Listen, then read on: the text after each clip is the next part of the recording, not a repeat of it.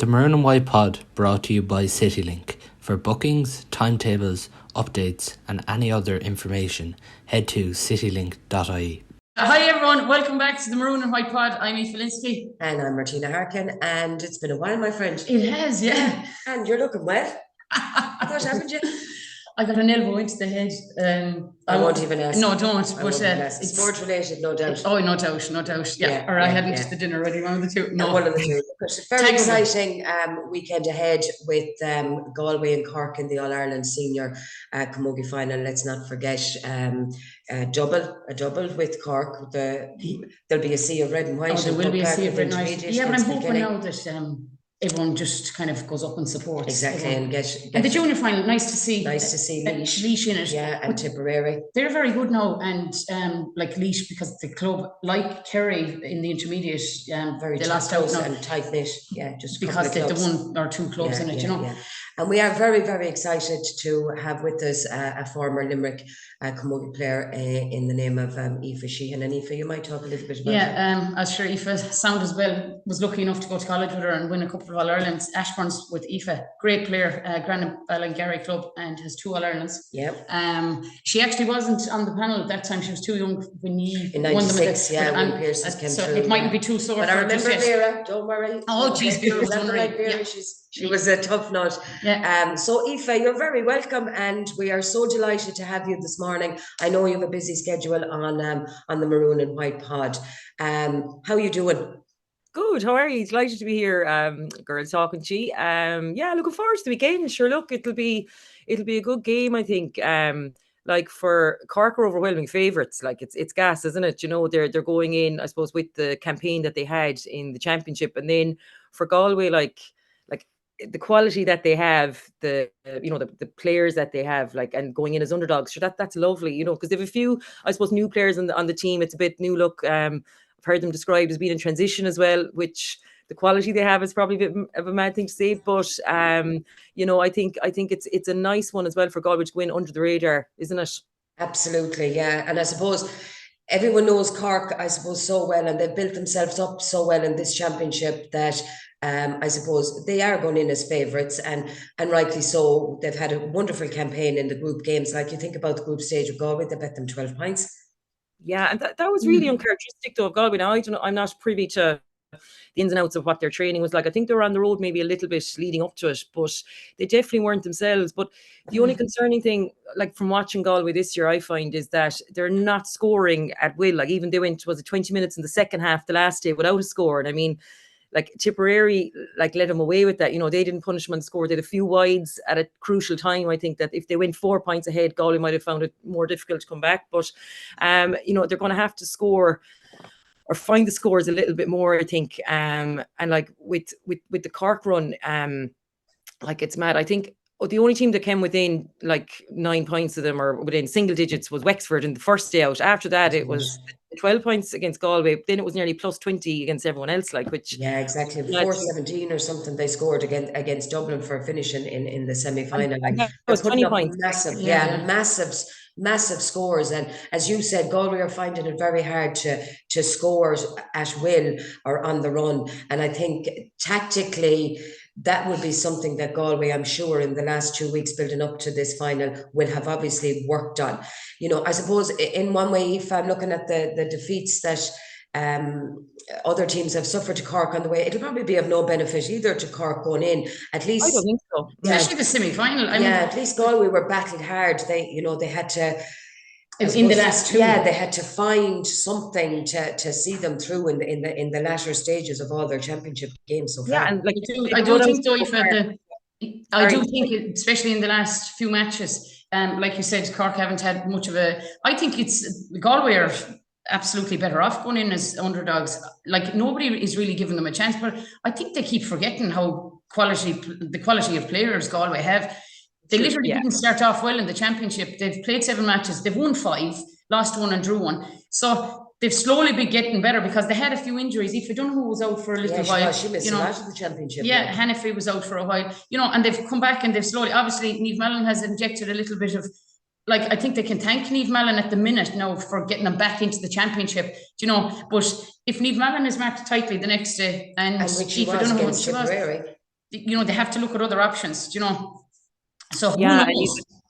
even so, but like then you look at like you've Carrie Dolan, sorry, you've Aoife O'Reilly, like Aoife Dunne when she goes forward. Like I love seeing her going in full forward. I just think it's you know what I mean. It gives such an injection up there, Oh, and absolutely, her she's pace. bothered.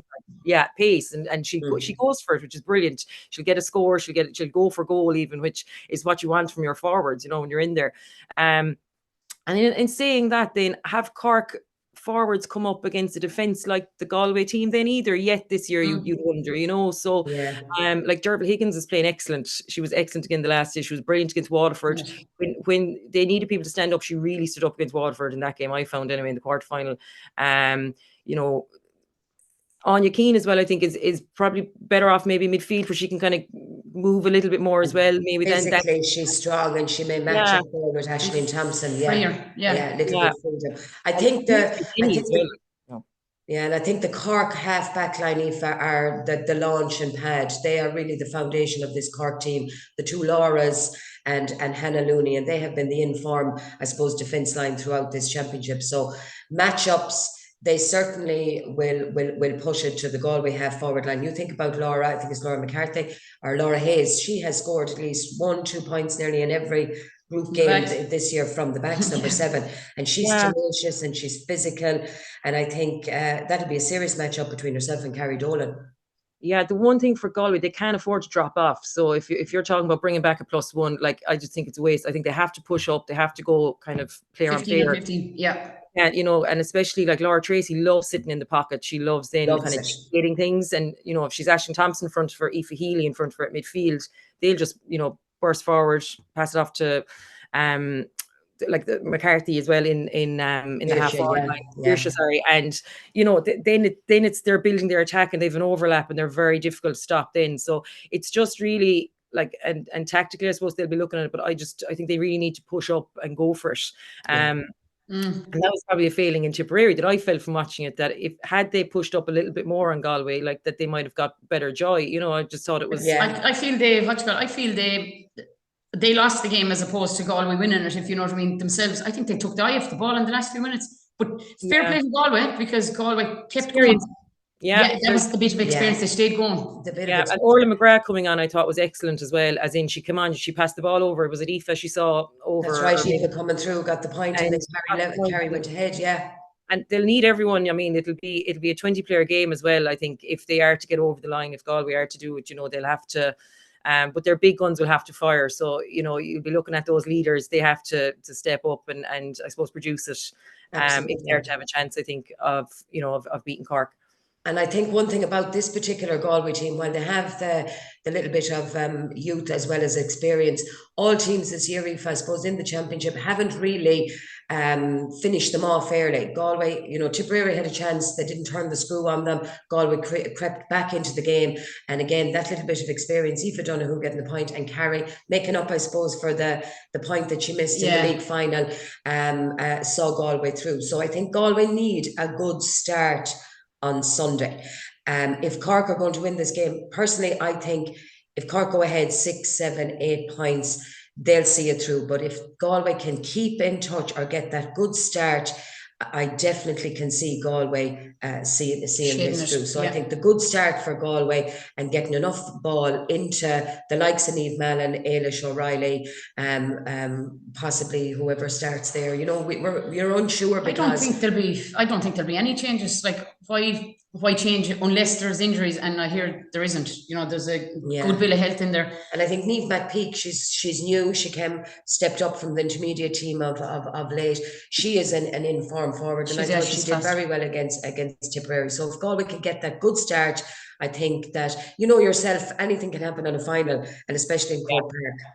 And like 2021, like Galway were excellent. It was a great match that day. You know, and Galway won by goal that day. Like Cork found it very hard to beat Galway over the last few years, up until last semi-final. So you can't discount that either, you know. So they will have a battle. And I think what's probably colouring a lot, and we all probably go on latest results, but that result in Páirc Uí Chaoimh 6 weeks ago is kind of, you know, it's probably people are maybe reading too much into that too. Yeah, I think so too. And I think psychologically Galway will obviously be hurt, and I think if they can use that as, I suppose, an incentive to go out and do the business on Sunday. And Cork won't read anything into that. Do you know what I mean? I don't think Cork are too experienced to take anything from that. They are the two best teams, though, Yeah. aren't they? They are the two best teams in the championship, and it's I think they came into it.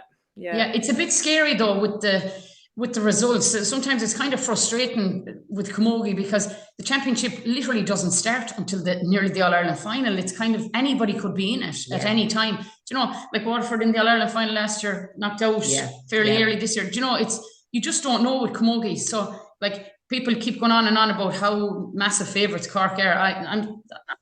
I'm hoping for a shock, and it won't be a shock to us, like camogie people that know kind of this Galway team. But you know, it will be a good match. We know that, and as you said, if Cork don't go too far ahead, Galway could get off to a great start, and Cork might find it hard to get them. I think if Galway can get that good start, and I suppose they need to get the good start as well, and not let Cork, I suppose, slip away from them.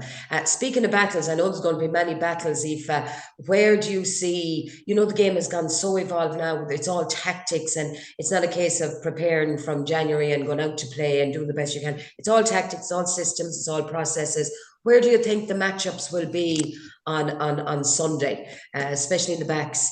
You know, I'm thinking of that half-back line. Who do you think will mark who, or will it just be a case of 15 on 15 and see how it goes? I think Galway nearly have to go 15 on 15. I suppose you have your key players, like who's going to pick up Niamh Mallon, you'd say, right, from a Galway point of view. So Libby Coppinger is out injured all year, right? So she's a loss to them, right? So you've Maeve Cahalane, I think, is back in training. She's been missing. Well, she's a great like man marker or whatever as well to come in. So it just depends. Or will they put maybe Pamela Mackey on her? You know what I mean? Who is, you know, really tenacious and dogged and everything else. So but there's key players or feel like Aoife Donoghue, who'll pick up Aoife. Like will they put someone on her as in to follow her? Will they, you know, and she moves a lot. So then do they, you know, go with her? And Niamh Kilkenny, I suppose, and Aisling Thompson have had huge battles over the years as well. They know each other very well. They do. So that'll be another key one. I think Aoife Healy is the quiet horse in midfield, and she does an awful lot of that thankless, I suppose, dirty work to get the ball into the forwards, and whoever's in midfield, I suppose, partnership with Niamh Kilkenny. If Niamh Kilkenny, obviously she will start there. She'll have a tough battle on Aoife Healy. And Amy O'Connor back to the other side. Then will she be picking up Amy O'Connor? You know, Amy O'Connor then like 3-7 last year in the final. Yes. You know, so huge player for them. So it just depends. And then Orla Cahalane is doing really well as well this year. Young player, you know, has you know cemented her place on the team. Oh, she'll definitely start. Kirby Higgins, will it be maybe the girl, the Hanafis? I'm not sure. You know, she's been Rachel Hanby got player of the match in the semi-final, and she had a good game. That full back line isn't going to change, do you know? No. So it's who takes who, which corner she goes. And they're playing so well when you think about that great full back line that was there up to only a couple of years ago. I know, it's completely changed. It's evolved, and they've slotted in nicely. You know, there's a little bit more movement in the half back line, all right, trying to cement. You know, I think that's a place, that's a key. It's a key area as well for Galway to get right on Sunday. But it's one that they have been moving a lot. Like if you just look at it's been moving a lot, hasn't it? Yeah, but that's what the game is. You know, and like we said, Dervla Higgins is obviously your in-form cornerback at the moment. But you could see Dervla out around the half-back line. You could see her in midfield. She loves to go on these runs. She does, yeah. And she's a real launching pad, I suppose, to give the ball or the support out there to Niamh Kilkenny. And I think goals win matches. And I think if Galway can get the start, get the ball into Niamh Mallon, you know, she has a serious turn, she's a serious bit of pace on her. And for a lot of this year's championship, it has been the Niamh Mallon show. It has, yeah. Two-man full forward line as well. That's between herself and Ailish the difference Galway has been doing this year. Normally we're kind of 15 on 15, but Ailish O'Reilly seems to come out around the half forward line kind of, and even pushing out as far as midfield at times.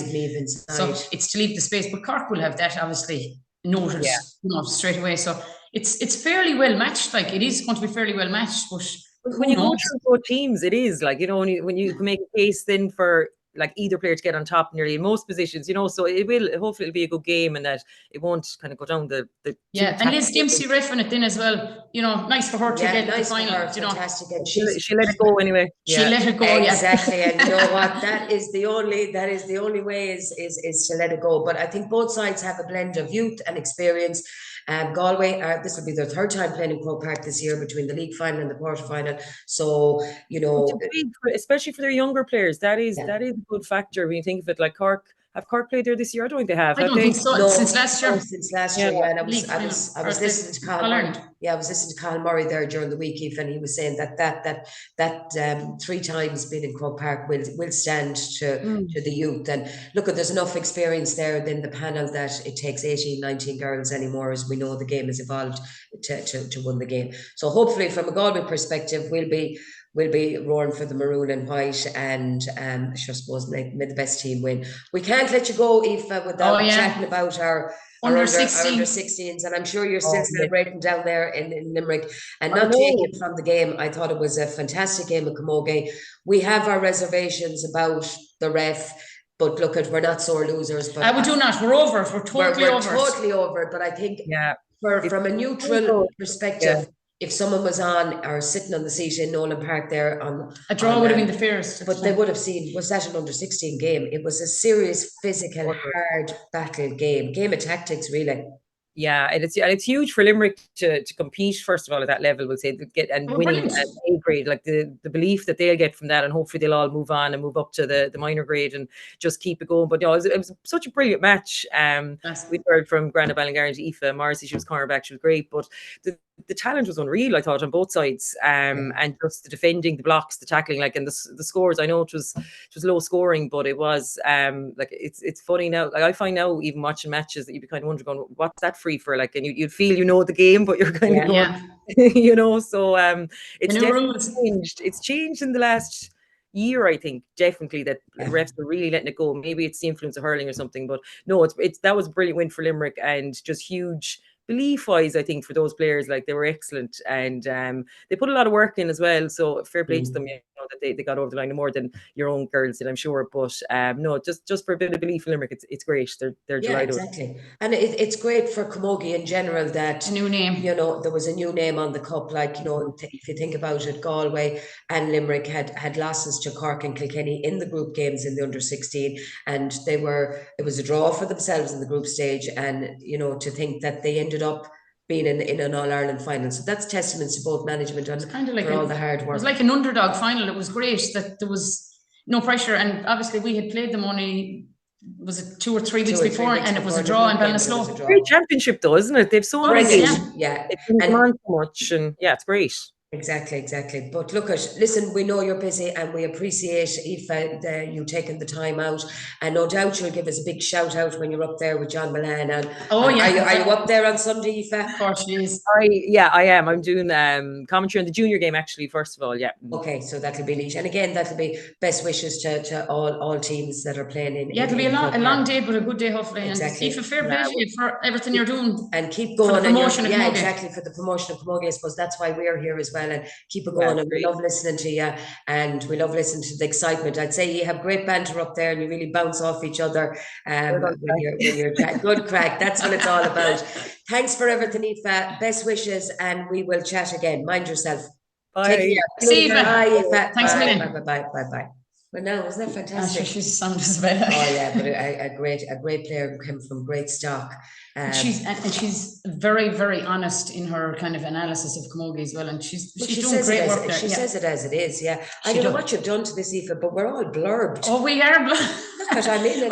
I did that especially because of the it's not really helping me. No, we'll stop moving you then. Well, anyhow, look, to make a long story short, it's going to be a tough battle on Sunday in Croke Park. And listening to Carl Murray and listening to Niamh Mallon and a few of them talking on Galway Bay during the week, look, it's a massive step up.